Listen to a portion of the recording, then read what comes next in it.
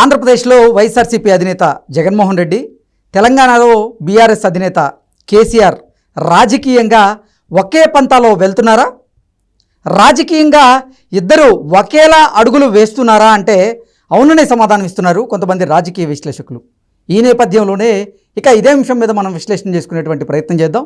ప్రస్తుతం మనతో పాటు ఉన్నారు ప్రముఖ రాజకీయ విశ్లేషకులు, ప్రముఖ సీనియర్ జర్నలిస్ట్ సిఎస్ రావు గారు. సార్తో మాట్లాడదాం. Sir hi sir. హలో. ఆంధ్రప్రదేశ్లో జగన్మోహన్ రెడ్డి, తెలంగాణలో కేసీఆర్ ఇద్దరు ఒకే రాజకీయ పంతాలో వెళ్తున్నారు, రాజకీయంగా వారిద్దరూ ఒకేలా అడుగులు వేస్తున్నారు అంటూ కొన్ని వార్తలు వస్తూ ఉన్నాయి. ఏంటి సార్ అది? ఇప్పుడు ఇటీవల కాలంలో ఆ రెండు పార్టీలు తీసుకుంటున్నటువంటి నిర్ణయాలు కానీ, కేసీఆర్ అలాగే జగన్మోహన్ రెడ్డి వ్యవహరిస్తున్నటువంటి తీరు కానీ, ఈ రెండు చూస్తే కనుక అసలు ఈ రెండు వేరువేరు పార్టీల ఒక పార్టీ అని డౌట్ వస్తుంది ఎవరికైనా సరే.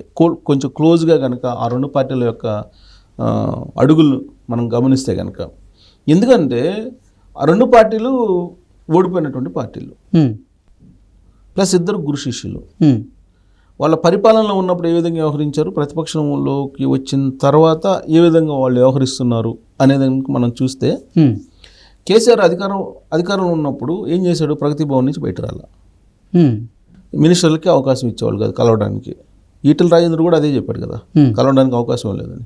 సరే, ఇంకా ఎమ్మెల్యేలకి అయితే అసలు లేదనుకోండి, మినిస్టర్కే లేకపోతే ఎమ్మెల్యేలకి ఏమొచ్చింది? లేదు. సేమ్ జగన్మోహన్ రెడ్డి ఏం చేశాడు? అక్కడ తాడేపల్లి ప్యాలెస్ నుంచి బయట రాల, ఆ తాడేపల్లి ప్యాలెస్లో ఎవరిని కలవడానికి అవకాశం ఉండాలి. అదొక కంపారిజను పరిపాలనలో ఉన్నప్పుడు. తర్వాత ఇక్కడ ఈయన ప్రత్యేక విమానాన్ని కొనుక్కుంటున్నానని చెప్పి ఆయనే ప్రెస్ మీట్లో చెప్పాడు. తర్వాత హెలికాప్టర్లు బుక్ చేసుకుంటున్నానని చెప్పి ఆయన ప్రెస్ మీట్లో చెప్పాడు కేసీఆర్. నాకు దేశవ్యాప్తంగా అన్ని ప్రాంతీయ పార్టీల కన్నా కూడా హయ్యెస్ట్ విరాళాలు వచ్చినాయి నా పార్టీకి, నేను 15 సీట్ల ప్రత్యేక విమానం కొనుక్కుంటున్నానని అనౌన్స్ చేశాడు. అక్కడ జగన్మోహన్ రెడ్డి ఎన్నికల ముందు 3 హెలికాప్టర్లను బుక్ చేశాడు. తర్వాత ప్రత్యేక విమానంలో తిరుగుతున్నాడు. సరే, ప్రత్యేక విమానం కొంటానని చెప్పి ఆయన చెప్పలేదు, కానీ కొని ఉండేవాడు అధికారంలోకి వచ్చినట్టయితే. హెలికాప్టర్లు అయితే బుక్ చేశాడు, అమెరికా జీవోలు కూడా ఇచ్చారని చెప్పి అప్పట్లో వచ్చినటువంటి న్యూస్. ఇక ఎన్నికల ప్రచారాన్ని చూస్తే, ఇటీవల జరిగిన ఎన్నికల ప్రచారం 2023లో కేసీఆర్, 2024లో జగన్మోహన్ రెడ్డి ప్రచారాలు చూసినట్టయితే కనుక, ఓడిపోతే ఏమవుతుంది, ఫామ్ హౌస్లో కూర్చుంటా అని కేసీఆర్ అన్నాడు. ఆయన ఏమన్నాడు? నేను ఏదైతే అనుకున్నానో అది నేను సాధించగలిగాను, నాకు ముఖ్యమంత్రి కావాలనుకున్నాను, అయ్యాను, దిగిపోమంటే హ్యాపీగా దిగిపోతా అన్నాడు ఆయన జగన్మోహన్ రెడ్డి ఎన్నికల ప్రచారంలో. సరే, మొత్తం మీద ఇద్దరికి ప్రజలు బుద్ధి చెప్పి ఇద్దరిని ఓడించి ప్రతిపక్షంలో కూర్చోబెట్టారు. ఇక్కడేమో ప్రతిపక్షంలో ఉన్నటువంటి కేసీఆర్ అసెంబ్లీకి వెళ్ళడు. అక్కడేమో జగన్మోహన్ రెడ్డి విపక్షంగా ఉండి ఎమ్మెల్యేగా ఆయనేమో నాకు ప్రతిపక్ష హోదా కావాలని చెప్పి ఆయన అసెంబ్లీకి వెళ్ళడు. తర్వాత ఈ కేసీఆర్ ఎమ్మెల్యే ప్రమాణ స్వీకారానికి అందరూ ప్రమాణ స్వీకారం చేసేటప్పుడు వెళ్ళాలా. జగన్మోహన్ రెడ్డి ఏమో అందరూ ప్రమాణ స్వీకారం చేసేటప్పుడు అతనికి ప్రత్యేకమైన గుర్తింపు కావాలి అని చెప్పి అడిగారు. అడిగితే సరే, వీళ్ళేదో చంద్రబాబు నాయుడు పవన్ కళ్యాణ్ ప్రమాణ స్వీకారం తర్వాత ఆయనకి ఇస్తే ఆయన ప్రమాణ స్వీకారం చేసి ఆయన వెళ్ళిపోయాడు అసెంబ్లీ నుంచి, ఆయనే ఉండలేదు. సో ఇప్పుడు వాళ్ళు ఏం చేస్తున్నారు? పార్టీ ఓడిపోయిన తర్వాత ఇక్కడ కేసీఆర్ ఏం చేస్తున్నారు? పార్టీ ఓడిపోయిన తర్వాత బీఆర్ఎస్ పార్టీలో ఉండేటువంటి ఎమ్మెల్యేలను కాపాడుకోలేకపోతున్నాడు. కాంగ్రెస్ పార్టీలో విలీనం అవుతుంది ఇక్కడ అసెంబ్లీలో. అక్కడేమో రాజ్యసభలో ఎంపీలు ఆల్రెడీ బీజేపీలతో మాట్లాడుకొని ఆ రాజ్యసభలో బీజేపీలో విలీనం అయిపోతుంది బీఆర్ఎస్ పార్టీ. క్షేత్రస్థాయిలో బీఆర్ఎస్ పార్టీ ఉంటుందా అని అంటే ఉండేటువంటి అవకాశం లేదు, బీజేపీలో మెర్జ్ చేస్తున్నారు కవితను బయటికి తీసుకొచ్చుకోవడానికి అనేటువంటి చర్చ నడుస్తుంది. దానికి సంబంధించి ఢిల్లీలో కొంచెం పాజిటివ్ సంకేతాలు కూడా కనిపిస్తుంది కవిత బయటకు రావడానికి. ఎందుకంటే సిసోడియాకి సంబంధించినటువంటిది ఫైల్ మూవ్ అయింది. సో అక్కడ కొంచెం ఆయనకి బెయిల్ వచ్చింది. సిసోడియాకి ఎప్పటి నుంచో ఉన్నట్టు సిసోడియాకి ఆ కేసులో సేమ్ కేసులోనే కదా, కాబట్టి సిసోడియాకి బెయిల్ వచ్చింది, కేజ్రీవాల్కి బెయిల్ వస్తుంది, కవితకు కూడా బెయిల్ వస్తుంది. అంటే ఈ బెయిల్ వచ్చే లోపలే బీఆర్ఎస్ వారికి సంబంధించిన మెర్జింగ్, బీజేపీలు ఇవన్నీ జరిగిపోవాలి లెక్క, అంటే వస్తున్నటువంటి ప్రచారం ప్రకారం. సో దానికి సంబంధించినటువంటి ఒప్పందాలు చేసుకోవడానికి హరీష్ రావు, కేటీఆర్ ఢిల్లీ వెళ్ళారని చెప్పి చెబుతున్నారు. సేమ్ అక్కడ కూడా ఆంధ్రప్రదేశ్లో ఏం జరుగుతుంది? అక్కడ లోక్సభలో ఉండే ఎంపీలు బీజేపీ తోటి టచ్లో ఉన్నారు. రాజ్యసభలో ఉన్నటువంటి రాజ్యసభ సభ్యులు బీజేపీతో టచ్లో ఉన్నారు. రాజ్యసభలో లోక్సభలో బీజేపీతో విలీనం కావాలనే ఒక ప్రయత్నం జరుగుతుంది అని చెప్పి ఒకటి. దానికి సంబంధించిన టాస్క్ని విజయసాయి రెడ్డికి అప్పచెప్పాడు కేంద్ర హోంశాఖ మంత్రి అమిత్ షా అనేది వినిపిస్తుంది. సరే మరి జగన్మోహన్ రెడ్డి పరిస్థితి ఏంటి అని అంటే ఆయన రేపు మాపు జైల్లోకి వెళ్ళేటువంటి అవకాశం ఉంది అని అంటున్నారు. ఇక్కడ కేసీఆర్ రేపు మాపు జైల్లోకి వెళ్ళే అవకాశం ఉంది. ఆల్రెడీ కాళేశ్వరం ఉంది, యాదాద్రి, భద్రాద్రి, ఫోన్ ట్యాపింగ్, ఈ కేసులన్నీ ఉన్నాయి. ఏదో కేసులో ఈయన లోపలికి వెళ్తారని చెప్పి చెబుతున్నారు. మనం చెప్పడం కాదు, రేవంత్ రెడ్డి చెప్తున్నారు కదా జైల్లో పెట్టడానికి అనేక కేసులు ఉన్నాయని. తర్వాత కేటీఆర్ పరిస్థితి కూడా అలానే ఉంది.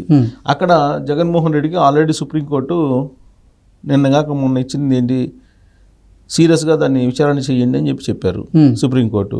డిశ్చార్జ్ పిటిషన్ పక్కన పెట్టేయండి, ముందు ఛార్జ్షీట్ల మీద డిస్కషన్ చేయండి, వాదనలు వినిపించండి అని చెప్పి చెప్పారు. అంటే దాని అర్థం ఏంటి, త్వరలో ఆయన జైలుకి వెళ్ళబోతున్నాడు. అది వాదనలు ఇప్పుడు 43,000 కోట్ల రూపాయలు ఆయన క్విట్పోకి పాల్పడ్డాడని చెప్పి ఛార్జ్షీట్లు ఉన్నాయి కదా, సిబిఐ వాళ్ళు వేశారు కదా. సో 43,000 కోట్లు కాకపోతే 40 కోట్లు లేదా 30,000 కోట్లు అయినా తెలియదు కదా. సో అల్టిమేట్గా కోర్టుకి అయితే జైలుకి అయితే వెళ్ళాల్సి వస్తుంది కదా, కోర్టు ఆర్డర్ వేసి తీర్పిస్తే. అదొకటి. ఇంకా అవినాష్ రెడ్డి ఉన్నాడు. అవినాష్ రెడ్డి అక్కడ వివేకానంద రెడ్డి మర్డర్ కేసులో ఉన్నారు. ఆయన జైలుకి వెళ్ళేటువంటి అవకాశం ఉంది. సరే ఆ పార్టీ ఉంటుందా? ఇప్పుడు అక్కడేమో లోక్సభ, రాజ్యసభలోనేమో బీజేపీ విలీనం అయ్యేటువంటి అవకాశం ఉంది. ఇక్కడ ఆంధ్రప్రదేశ్లో పరిస్థితి ఏంటంటే ఉన్న 11 మంది ఎమ్మెల్యేలు 5 మంది ఎమ్మెల్యేలు తెలుగుదేశం పార్టీతో, 2 మంది, ఇద్దరేమో జనసేనతో ఉన్నారు. పోతే మిగిలిన ఎమ్మెల్యేలు ఉన్నామా ఏం చేద్దామనే ఆలోచనతో వాళ్ళు ఉన్నారు. జగన్మోహన్ రెడ్డి ఏమో అసలు ఎమ్మెల్యేకి రాజీనామా చేయాలనేది ఆయన ఆలోచిస్తున్నాడు అనేది కూడా వినిపిస్తుంది. ఇలాంటి పరిస్థితుల్లో అసలు పార్టీ వైఎస్ఆర్ కాంగ్రెస్ పార్టీ నిలబడుతుందా అని అంటే అక్కడ ఆల్రెడీ కాంగ్రెస్ పార్టీ బలపడుతున్నటువంటి తరుణంలో వైఎస్ఆర్ కాంగ్రెస్ పార్టీ ఉండేటువంటి అవకాశం లేదు అని చెప్పి చెబుతున్నారు. లోక్సభ ఎన్నికల్లో తెలంగాణలో బీఆర్ఎస్ పార్టీకి 16% వచ్చింది. అక్కడ వైఎస్ఆర్ కాంగ్రెస్ పార్టీకి రేపు జరగబోయేటువంటి ఎన్నికల్లో ఒకవేళ లోకల్ బాడీ జరిగితే పర్సంటేజ్ ఏ విధంగా ఉంటుందో అందరికీ తెలిసిన సంగతే. సో ఇలాంటి పరిస్థితుల్లో వీళ్ళిద్దరూ వ్యవహరిస్తున్నటువంటి తీరు ఒకేలాగా ఉంది అని ఎవరు కేసీఆర్ అలాగే జగన్మోహన్ రెడ్డి తీసుకుంటున్న నిర్ణయాలు కూడా అలానే ఉన్నాయి. ఇప్పుడు ఇక్కడ కాంగ్రెస్ పార్టీ ప్రభుత్వం ఏర్పడి 7 నెలలు అయింది. ఈ 7 నెలల్లో అసలు ప్రభుత్వం ఏర్పడిన మరుసటి రోజు నుంచి ఈ ప్రభుత్వం పడిపోతుంది అని చెప్పి మొదలుపెట్టారు. అక్కడ కూడా చంద్రబాబు నాయుడు ప్రమాణ స్వీకారం చేసిన మరుసటి రోజు నుంచి రాష్ట్రంలో రూల్ ఆఫ్ లా లేదు, రాష్ట్రపతి పాలన పెట్టాలని అక్కడ డిమాండ్ చేస్తున్నారు. సో వీళ్ళిద్దరూ ఒకే రకంగా వ్యవహరిస్తున్నారు అని అంటే అసలు ఈ రెండు వేరు పార్టీలా లేకపోతే ఒకటేనా అనేటువంటి అనుమానం కలుగుతోంది. పైగా అక్కడ ఎన్నికల ముందు ఏం చెప్పాడు, జగన్మోహన్ రెడ్డి గెలవబోతున్నాడని చెప్పాడు కేసీఆర్. ఇక్కడ కేసీఆర్ని గెలిపించడానికి ఆయన అక్కడి నుంచి పెద్దిరెడ్డిని, చెవిరెడ్డిని వీళ్ళందరినీ దింపాడు 2023 ఎన్నికల్లో జగన్మోహన్ రెడ్డి. సో ఇద్దరు ఇచ్చిపుచ్చుకునేటువంటి ధోరణి ప్లస్ అన్ని రకాలుగా సహకారం అందించుకున్నారు. కానీ ప్రకృతి అయితే సహకారం అందించలే. ప్రకృతి సహకారం అందించలేదు. దాంతో ఆయనేమో యలహంక బెంగళూరు ప్యాలెస్కి పరిమితం అవుతున్నారు, ఈయనేమో ఫామ్ హౌస్కి పరిమితం అవుతున్నారు. సో అదేమంటే క్షేత్రస్థాయిలో మాకు బలం ఉంది అని అంటాడు కేసీఆర్. అక్కడ కూడా ఆయన ఏమంటే క్షేత్రస్థాయిలో నాకు 40% ఓట్ బ్యాంక్ ఉంది అంటారు. ఈ మాటలు అనేటువంటి వాళ్ళు ఉన్న ఓట్ బ్యాంక్ కోసం అయినా సరే అసెంబ్లీకి వచ్చి పోరాడాలి కదా. ఇద్దరు అసెంబ్లీకి దూరంగా ఉంటున్నారు. సో ఈయనేమో దేశకి నేత అన్నాడు, ఆయనేమో ఆల్రెడీ ఇప్పుడు బీజేపీకి నేను దూరంగా అయిపోయాను, ఇప్పుడు వక్ఫ్ బోర్డుకు సంబంధించినట్టు బిల్లు పెట్టినా కానీ నేను దూరంగా ఉన్నాను, రాజ్యసభలో బీజేపీ ఎన్డీఏకి దూరంగా ఉన్నాను అని చెప్పి చెబుతున్నాడు. సో ఈ క్రమంలో ఆయనేమో ఇండియా కూటమి దగ్గర అవ్వాలనేటువంటి ఆలోచన చేస్తున్నారు. ఇప్పుడు ఇక్కడ కేసీఆర్ ఏం చేస్తాడు, మెర్జీ చేసి అనేది ఒక ప్రశ్న. మరి ఆయన కూడా కాంగ్రెస్లో చేరతాడా? ఆల్రెడీ కాంగ్రెస్లో చేరాలని ఒక ప్రపోజల్ ఎప్పటి నుంచో ఉంది. మరి కాంగ్రెస్లో చేరతారా లేదంటే బీజేపీలో మెర్జ్ చేసి బీజేపీలోకి వెళ్తారా అనేది చూడాలి. కానీ అక్కడ ఆయన కూడా బీజేపీ తోటి ఉన్నారు, అధికారంలో ఉన్నప్పుడు ఇక్కడ బీజేపీ తోటి ఉన్నాడు కేసీఆర్. బీజేపీతో అంటగాగారు కదా బీఆర్ఎస్ పార్టీ, అక్కడ కూడా బీజేపీతో అంటగాగారు కదా వైఎస్ఆర్ కాంగ్రెస్ పార్టీ. నరేంద్ర మోడీకి ఇద్దరు దగ్గరే కదా. సో కాబట్టి అన్ని రకాలుగా ఏ కోణం నుంచి చూసినా వీళ్ళిద్దరు రాజకీయ అడుగులు కానీ రాజకీయ నిర్ణయాలు కానీ లేదా పార్టీల యొక్క పరిస్థితి కానీ వాటి మనుగడ కానీ ఒకేలాగా కనిపిస్తుంది. సో కాబట్టి ఈ రెండింటిని వేరువేరు పార్టీలుగా మనం భావించడానికి అవకాశం లేదు. ప్రకృతి వీళ్ళిద్దరికి సంబంధించినటువంటి తీర్పు ఇచ్చేసింది. ఇప్పుడు పార్టీల యొక్క మనుగడ ఇక్కడైతే బీఆర్ఎస్ పార్టీ బీజేపీలో విలీనం అవుతుంది అంటున్నారు, అక్కడేమో కాంగ్రెస్లో విలీనం అవుతుంది వైఎస్ఆర్ కాంగ్రెస్ పార్టీ అంటున్నారు. సో మరి విలీనంతో వెళ్తాయా, జెండా బీకేస్తారా వీళ్ళు? లేదంటే మరి వేరే మార్గంలో అంటే చివరి నిమిషంలో ట్విస్ట్ ఇచ్చేటువంటి లీడర్లు వీళ్ళు. ఇప్పుడు కేసీఆర్ హిస్టరీ చూస్తే కనుక సోనియా గాంధీకి ఏ విధంగా ట్విస్ట్ ఇచ్చారో చూసాం. సో అలాంటి ట్విస్ట్ ఇస్తారని అంటే బీజేపీతో ట్విస్ట్ ఇస్తే వేరే విధంగా ఉంటుంది.